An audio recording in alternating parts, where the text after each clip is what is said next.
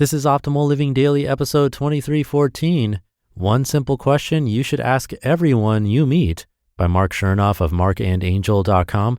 And I'm Justin Malik, your personal narrator, reading to you every day, including holidays, from the best blogs or articles I can find with their permission. And without further ado, let's get right to our next article and continue optimizing your life.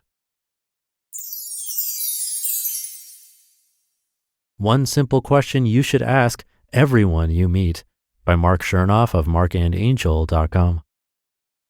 Quote, "It doesn't interest me what you do for a living. I want to know what you ache for and if you dare to dream of meeting your heart's longing." The Invitation by Araya. I want to know what your story is. I don't care what you do or what you own. I just want to know who you are.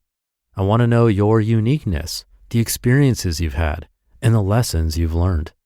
I want to know your story. What is your story? Everyone has one, and no two stories are exactly the same. There are over 7 billion people in this world, and none are like you. You are unique. Your entire life journey, including your upbringing, challenges, your hard-learned lessons, your experiences, achievements, and gifts, are all a series of footprints that have brought you to this very moment in time as you hear these words.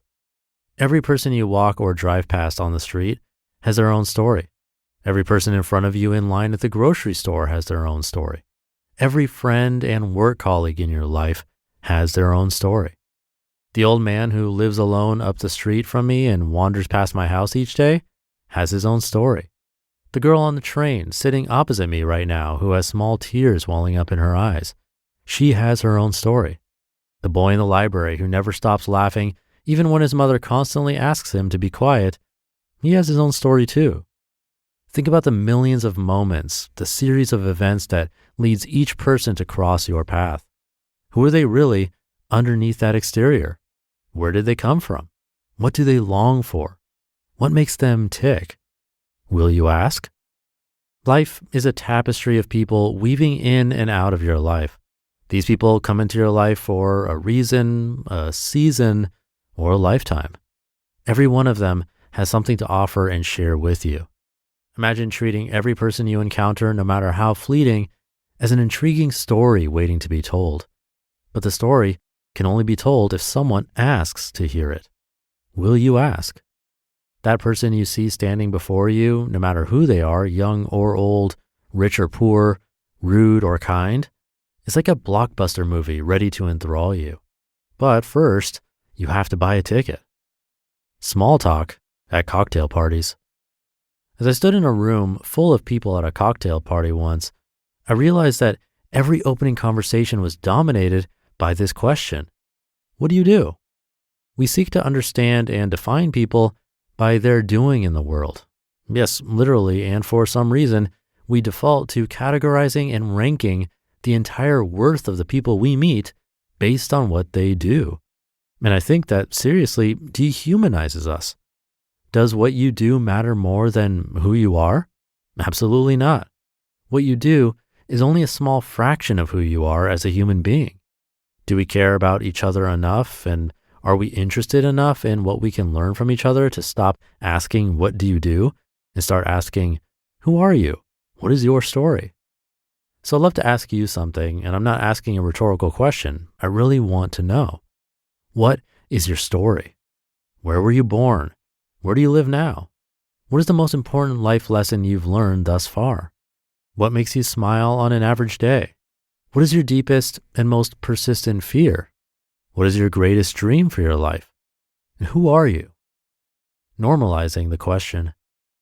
There's only one way to normalize this "what is your story" question in our society, and that's by starting to ask it, and by each of us individually being willing to answer it wholeheartedly, knowing that the person asking genuinely wants to know.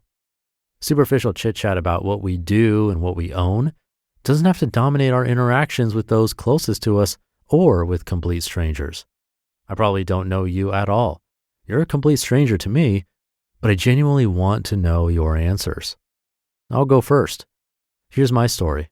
I invite you to respond with your answers, supporting a movement to normalize caring more about who people are than what they do and own.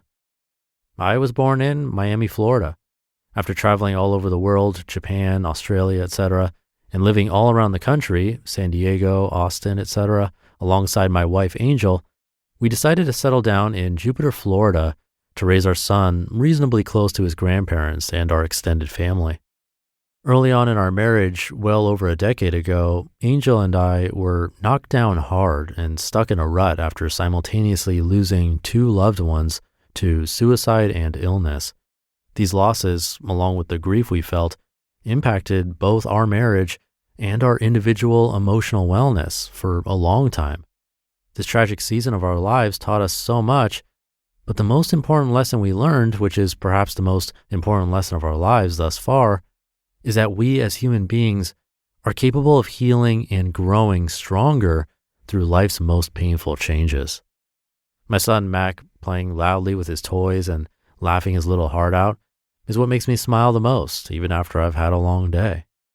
One of my deepest and most persistent fears, which is actually somewhat common among the people I've coached over the years, is the fear of taking risks to follow a dream and then failing miserably in the process. In other words, failure, which I intellectually know is good for my personal growth, still gives me plenty of anxiety.